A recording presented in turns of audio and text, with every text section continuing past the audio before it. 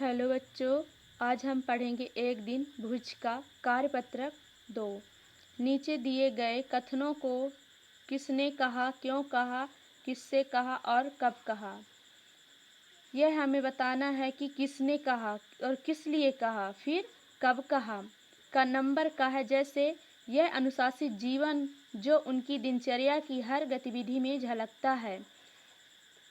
क्यों कहा, सीमा सुरक्षा किसके लिए कहा, तो लेखक ने कहा सीमा सुरक्षा बल के जवानों का अनुशासित जीवन को देखकर लेखक ने कहा जो सीमा पर हमारी सुरक्षा करते हैं, सुरक्षा बल हैं, वो नौजवानों को अनुशासित जीवन देखकर लेखक जो है कह रहे हैं। किससे कहा, तो लेखक ने अपनी डायरी से कहा। नंबर खा है, चूल्हे की रोटियां मिले और घड़ा भर लस्सी, और क्या चाहिए। क्यों कहा, लेखक को गांव की चूल्हे की रोटियां व लस्सी बहुत पसंद था। किसने कहा, डायरी से कहा। किससे कहा, डायरी से कहा। लेखक ने अपनी डायरी से कहा।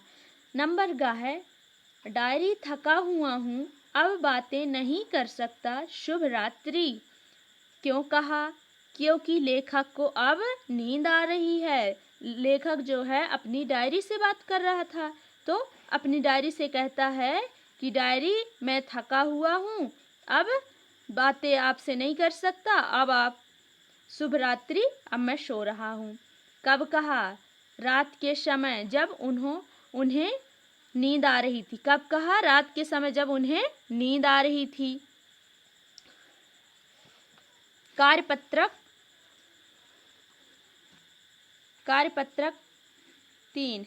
नीचे दिए गए चित्रों के आधार पर अपने शब्दों में अनुच्छेद लिखिए। अनुच्छेद 1, अनुच्छेद 2। अनुच्छेद 2। अब ये देखो बच्चों, ये जो हमारा चित्र है ना, इसमें बहुत सारे पेड़ पौधे दिखाई दे रहे हैं।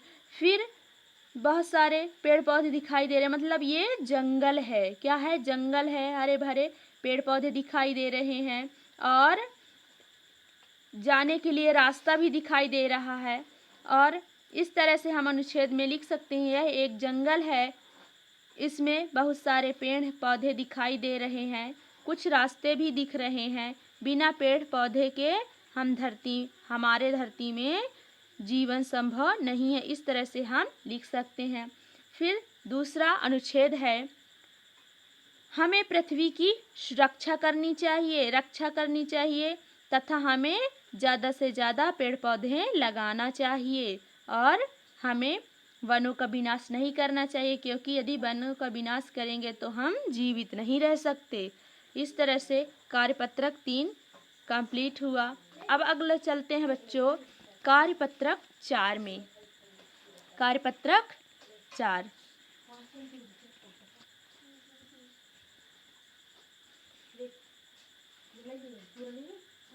दिए गए शब्दों के अर्थ लिखकर वाक्य बनाएं। तसल्ली का मतलब होता है विश्वास दिलाना। लेखक तसल्ली दे रहा है कि रेल में बैठा हूँ तो पहुँच ही जाऊंगा। मतलब अपने आप को धैर्य दे रहा है कि मैं रेल में बैठा हूँ तो पहुँच ही जाऊंगा। अल सुबह, सुबह, इसका अर्थ होगा सुबह। अब हम वाक्य में प्रयोग करेंगे, अल सुबह से हम सारे लोग लग गए। समंजस का मतलब होता है तालमेल बिठाना, समाज और सेना के बीच सामंजस्य स्थापित करना। अनुशासित का अर्थ होता है सुव्यवस्थित नियम। जवानों का यह अनुशासित जीवन है। मनोरम का अर्थ होता है सुंदर, रेगिस्तान का दृश्य मनोरम है।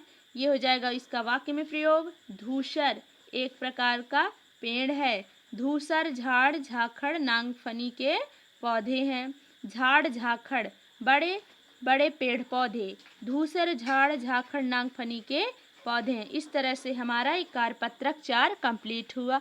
अब हम आएंगे कार्यपत्रक 5 में। रेलगाड़ी, बस, बैलगाड़ी, साइकिल, मोटरसाइकिल में से जिस पर आपने यात्रा की हो उस यात्रा का विवरण अपने शब्दों में लिखें।